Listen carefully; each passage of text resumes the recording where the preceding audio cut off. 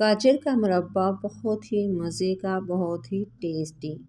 पहली ही दफ़ा में इतना अच्छा बनेगा कि सब आपकी तारीफ़ें करेंगे। बिस्मिल्लाहिर्रहमानिर्रहीम, अस्सलाम वालेकुम, वेलकम टू माय चैनल। जी मैंने ली हैं गाजरें 2 किलो और इसको मैंने धो के तो मैंने खुशक कर लिया है और इसके तकरीबन एक गाजर के मैंने 3-3, 4-4 पीस कर लिए हैं।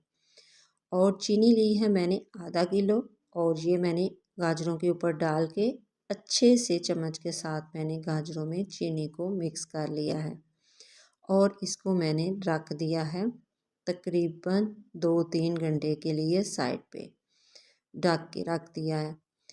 तो जब इसको मैंने 2-3 घंटे रखा है तो इसने बहुत ज़्यादा पानी जो है वो छोड़ दिया है। ये देखिए इसका पानी तकरीबन ऐसे है कितना पानी इसने छोड़ा है। मैं इसमें पानी नहीं डालूँगी, इसको अपने ही पानी में मैं कुक करूँगी।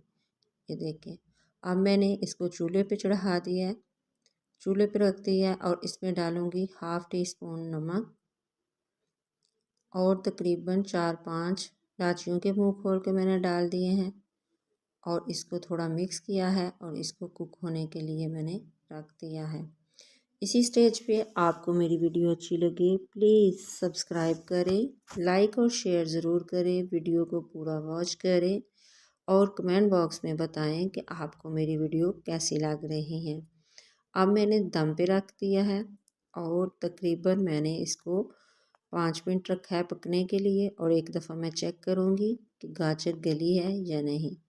तो जी ये देखें ये इसमें कितना ज़्यादा पानी हो गया है। मैं इसी के अपने ही पानी में इसको कुक करूँगी और चेक करूँगी कि गाजर जो है गल गई है।